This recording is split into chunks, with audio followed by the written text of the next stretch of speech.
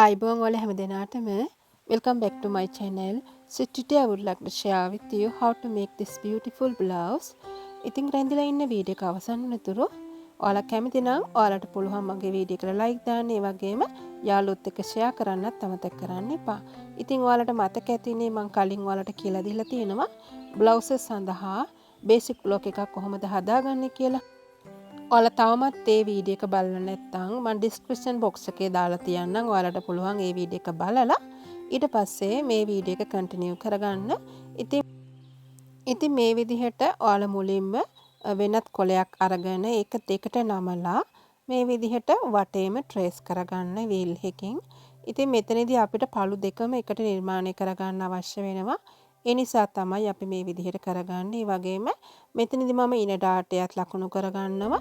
අංශ ඩාටයකුත් ලකුණු කරගන්නවා. ඉතින් ඉන ඩාටය දුන්නට මම මේ බ්ලවුස් එක සඳහා ඉන ඩාටය මහන්නේ නැහැ. ඒ නිසා මම අංශ ඩාටය විතරයි මහගන්නේ. ඉතින් ඔයාලට පුළුවන් මම කියලා දීපු බ්ලොක් එක හදාගෙන මේ විදිහට වෙනත් කොලයක් අරගෙන ඔයාලගේ බ්ලොක් එක ඒ කොලේ මත තියලා මැද නැම්මට මේ විදිහට කපා ගන්න. ඉතින් ඔයාලට එකවරම මේ බ්ලවුස් එකේ උසත් මේකට ඇඩ් කරලාම කරගන්න පුළුවන්. ඉතින් මම මුලින්ම මේ විදිහට ඉන දක්වා උසට තමයි හදාගන්නේ. ඊට පස්සේ මට අවශ්‍ය කරන උස දක්වා මේක මම දික් කරගන්නවා. ඉතින් දික් කරගන්නකොට ඔයාලට අඟල් මේ බ්ලවුස් එක අඟල් 20ක් 22ක් වගේ දිගට තමයි නිර්මාණය කරලා තියෙන්නේ. ඉතින් ඔයාලට පුළුවන් කැමති පරිදි බ්ලවුස් එක දිග අඩු වැඩි කරගන්න. ඉතින් ඒ වගේම මෙතනදී අපි බ්ලවුස් එක දික් කරගන්නකොට ඔයාලට පුළුවන් ඔයාලගේ උකුල වට එකතු කිරීම අඟල් 2 බෙදීම 4 අරගෙන ඉනේ සිට උකුල උස ලකුණු කරලා එතෙන් සිට උකුල වට එකතු කිරීම අඟල් 2 බෙදීම 4 කියන ගාන උකුල රේඛාව මත ලකුණු කරගන්න. දැන් ඔයාලට පේනවා මේ බ්ලවුස් එකට ඉදිරිපස සඳහා රෆල් කොටසක් ගිහින් තියෙනවා. ඒ වගේම රෝස මල් දෙකක් අල්ලලා තියෙනවා.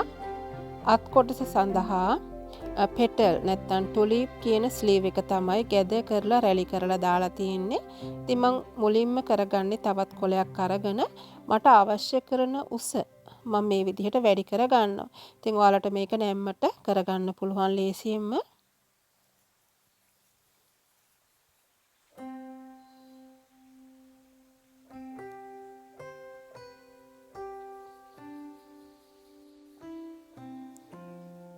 ඉතින් ඔයාලට පුළුවන් ඔයාලගේ උකුලේ උස ඔයාලගේ ශරීරයෙන් මැනලා ගන්නත් එහෙමත් නැත්නම් උකුල වට බෙදීම 11 වැඩි කිරීම 2 කියන සූත්‍රය යොදාගෙනත් උකුල උස හොයාගන්න පුළුවන්. ඉතින් මම මේ විදිහට ඉනේ සිට 6ක් ලකුණු කරලා මේ විදිහට උකුල රේඛාව ලකුණු කරගන්නවා. අඟල් භාගයක් ඉහළට උස්සනවා. ඉතින් උකුල එකතු කිරීම අඟල් 2 ගන්නත් පුළුවන්. උකුල එකතු කිරීම අඟල් 1 ගන්නත් පුළුවන්. මේ විදිහට ඔයාලා ගොඩාක් හැඩ දාන්න එපා. ඉතින් අපි මේ මෝස්තරේනේ කොපි කරගන්න. ඉතින් ඒ හින්දා ඒ හැඩයට අසාධාරණයක් නොවෙන්න තමයි අපි මේ බ්ලොක් එක හදා ගන්න ඕනේ.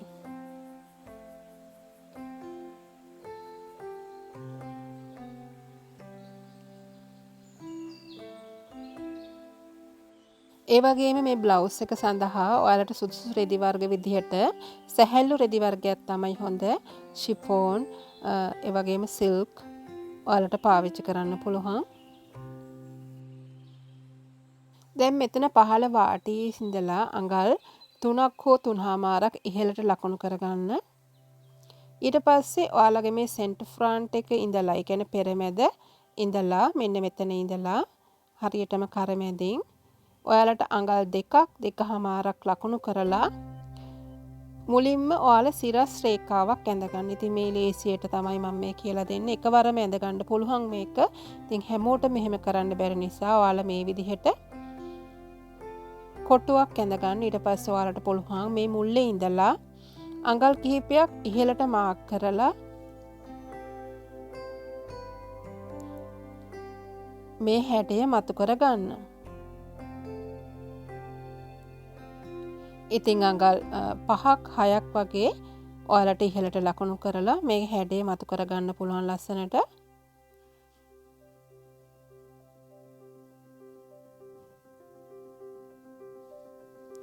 දැන් ඔයාලට තවත් කොලයක් අරගෙන මේ හැඩය ට්‍රේස් කරගන්න ඕනේ. ඒ වගේම මේ උඩට අල්ලන රපල් කොටසට අදාළ ඩාට් එක ඔයාලා ඉවත් කරගන්න ඕනේ. ඉතින් මම කියලා දෙන්නම් කොහොමද ඒක ඉවත් කරගන්නේ කියලා. ඒක ඉන ඩාටේ ආධාරයෙන් ඔයාලට ඉවත් කරගන්න පුළුවන්. ඉතින් මේ විදිහට මුලින් ඔයාලා ට්‍රේස් කරගෙන වට කපා ගන්න. ඊට පස්සේ මම කියලා දෙන්නම් කොහොමද මේක කරගන්නේ කියලා.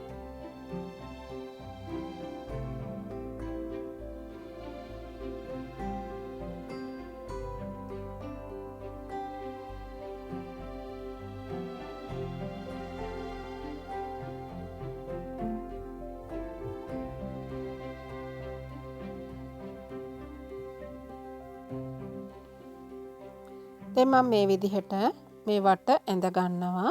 ඊට පස්සේ අපි සයිඩ් ඩාට් එකත් ලකුණු කරලා ඒක ඉවත් කරගන්න. ඉතින් ඒ සඳහා අපිට මේ සයිඩ් ඩාට් එක පොයින්ට් එකටම ඇඳ ගන්න පුළුවන්.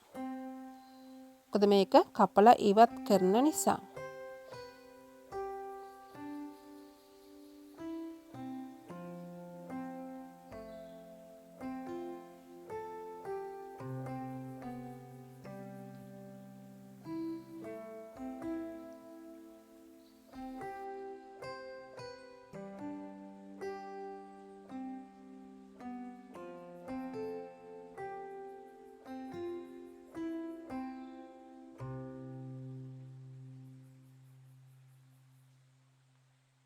ඉතින් මේ විදිහට ඉන ඩාටය අපි ඕපන් කරගෙන අංශ ඩාටේ වහගන්න. ඉතින් මෙතනදී ඉන ඩාටයක් ඔයාලා මහගන්න නැහැ. මෙහෙම තියෙනවා. මෙතනදී අපිට පොඩි කර්ව් හැඩයක් ලැබෙනවා. ඉතින් ඒක මේ බ්ලවුස් එකේ මෝස්තරය ගොඩ නගා ගන්නට ගොඩාක් උදව් වෙනවා. ඊට පස්සේ ඔයාලට මේක ස්ලෑෂ් කරගන්න අවශ්‍ය වෙනවා. මොකද මෙතන ප්ලීට්ස් ගන්නට අනුව ඔයාලා මේක වෙනසේ කපලා වෙනත් කොලයක ඈඩ් කරමින් අලව ගන්න ඕනේ. ඉතින් ඔයාලට අඟල් එකේ සිට අඟල් 1.5 වගේ ඕනනම් දෙන්න පුළුවන්. ගොඩාක් දෙන්න යන්න එපා. මේ විදිහට තීරු කපලා මෙතන මම තීරු 5කට වෙන් කරගෙන තියෙනවා.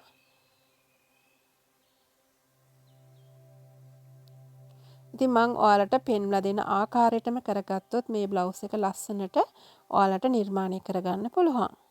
ඉතින් සොයන් රැකියාවක් කරන ඔයාලට මේ වගේ ලස්සන මෝස්තර හරියට නිර්මාණය කරගන්න පුළුවන් වුණොත් හොඳ ආදායමක් උපයා ගන්න පුළුවන්. ඉතින් ඔයාලා මගේ බ්ලවුසස් කෝස් එකට සම්බන්ධ වුණොත් මේ වගේ ලස්සන මෝස්තර ඔයාලට පහසුවෙන් ඉගෙන ගන්න පුළුවන්. මතක තියාගන්න මේ කොටස් අල්ලගෙන ඉන්නකොට පහළේ කර්ව් හැඩයට කිසිම විකෘති භාවයකින් තොරව ඒ කියන්නේ හැඩේ ඒ විදිහටම තියෙන්න මේක අලව ගන්න ඕන.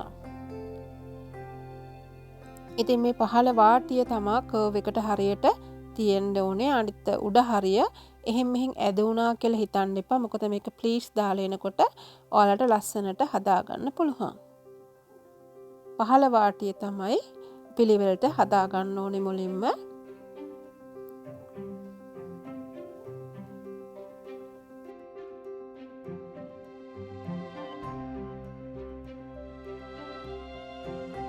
ඉතින් මේ විදිහට වීල් කරගෙන ඊට පස්සේ ඔයාලට පුළුවන් මේ ප්ලීට්ස් ටික හදාගන්න. මතක තියාගන්න ඔය අනිවාර්යයෙන්ම ප්ලීට්ස් නමාගෙන තමයි කරවට කපා ගන්න ඕනේ.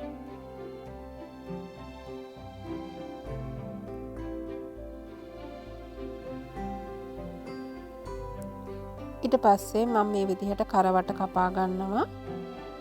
ඔයාලට ඊට පස්සේ මේක රෙද්ද මත තියලා කපා ගන්නකොට මේ කොටස නැවස දිග ඇරලා කරවටේ අංශය මෙහෙම වාසි කපා තියාගන්න. ඒ වගේම මෙතන කිහිලි කටට මම කිහිලි කටින් අඟල් භාගයක් නැවත කපා ගත්තා. ඉතින් මේ හැම කොටසකම මම භාගයක් කපා ගන්න. හේතුව අපි මේකේ මූලික අත්කට දක්වා උසට ගත්තේ හරියටම උරහිස දෙකට බෙදලා එන සංඛ්‍යාව කිසිදු බුරුලක් තියාගත්තේ නැහැ. ඉතින් අපි ෂෝල්ඩර් ස්ලොප් එකටත් අඟලක් අයින් කරපු නිසා අපේ අත්කටට බුරුලක් අවශ්‍යයි. මොකද මේක සෙමි පිටඩ් බ්ලවුස් එකක් නිසා. දැන් මම මේ විතර සයිඩ් ඩාට් මහ ගන්නවා. මගේ බ්ලවුස් එකේ ඉදිරිපස කොටසේ ඉන ඩාට් එක දුන්නට ඉන ඩාට් එක මහ ගත්තේ නැහැ. ඒක ඒ විදිහටම බ්ලවුස් එකට තියෙන්න හරිනවා. ඉතින් මේ වගේ ලයිට් රෙද් එකකින් ඔයාලා මේ බ්ලවුස් එක නිර්මාණය කරගත්තොත් ඉතින් හරිම ලස්සනට ඔයාලට නිර්මාණය කරගන්න පුළුවන්. දැන් අපි යන්නේ පිටුපස නිර්මාණය කරගන්න. ඉතින් මම මුලින්ම කරන්න ඕනේ ඔයාලගේ පිටුපස්ස බේසික් බ්ලොක් එක තියෙනවනේ ඉන දක්වා ගත්ත බ්ලොක් එක ඒක වෙනත් කොලයක ට්‍රේස් කරගන්න. ඉතින් මෙතනදී ඔයාලට කෙලින්ම මේ බ්ලවුස් එක සඳහා අවශ්‍ය කරන උසත් ලකුණු කරගන්න පුළුවන්. ඉතින් ඉදිරිපසට ගත්ත පළලම ඒ උසම පාවිච්චි කරන්න පුළුවන්. මෙතනදී අපි බේසික් බ්ලොක් එක නිර්මාණය කරනකොට සයිඩ් ඩාට් එකක් දානවා නම් ඔයාලට මතක ඇති. මම කියලා දුන්නා ඉදිරිපස ඉනට වඩා පිටුපස ඉන උස අඟලකින් අඩු වෙන්න ඕන. ඉතින් ඒ ටිප්ස් ඔක්කොම මම ඔයාලට බේසික් බ්ලොක් එක හදනකොට කියලා දුන්නා. ඒ ටික උපයෝග කරගෙන මේ ලස්සන බ්ලවුස් එක නිර්මාණය කරගන්න ඔයාලා බේසික් බ්ලොක් එක මුලින් ඉගෙන ගන්න ඕනේ. ඉතින් මෙතනදී පිටුපස කොටසෙත් මම මූලික අත්කටින් අඟල් භාගයක් අඩු කරගත්තා. දැන් මේ විදිහට අපි බ්ලවුස් එකේ ඉදිරිපස පිටුපස ඒ වගේ මේ රෆල් කොටස නිර්මාණය කරලා ඉවරයි. දැන් අපිට අවශ්‍ය වෙන්නේ අපේ මේ අත හදාගන්න. ඉතින් මේ ටුලිප් එහෙම නැත්නම් පෙටල් ස්ලීව් එක හදාගන්නකොට ඔයාලට මුලින්ම අවශ්‍ය වෙන්නේ ඔයාලගේ පතුරුමින් ලබාගත්තු අත් කට.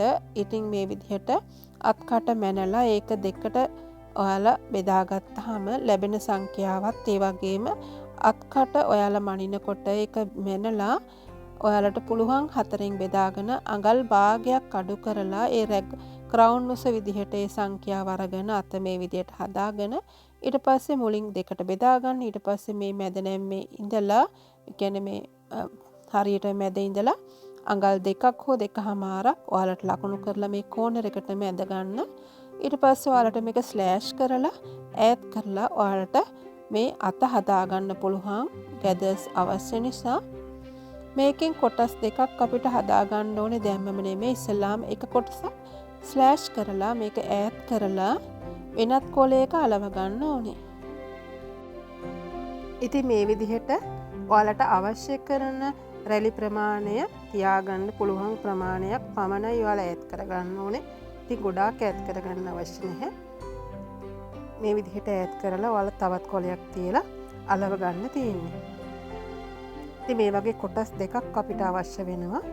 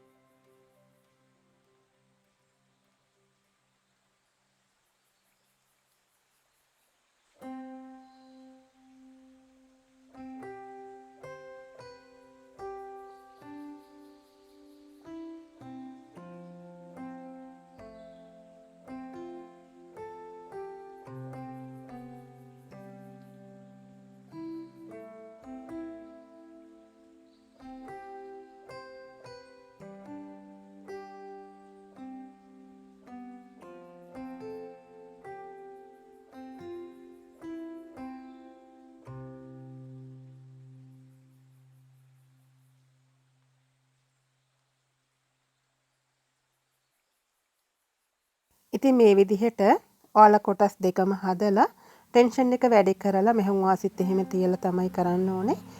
මේ අත කට වටේට ඔයාලට මේක අවශ්‍ය ප්‍රමාණයට ඔයාලා පතුරුමින් කපාගත්ත අත වට ප්‍රමාණයටම මේක රැලි කරගන්න තමයි තියෙන්නේ. ඊට පස්සේ ඔයාලට පුළුවන් අත් කොටසට අල්ලගන්න. ඉතින් රෝසමල් හදාගන්න හැටි මගේ channel එකේ මම දාලා තියෙනවා වීඩියෝ එකක්. මම ඒකේ link එකත් description box එකේ දාන්නම්. එතකොට ඔයාලට පුළුවන් description box එකට ගිහිල්ලා ඔයාලට අවශ්‍ය කරන මේ වීඩියෝස් බලා ගන්න. ඉතින් මම හිතනවා ලොකු දැනුමක් මේ වීඩියෝ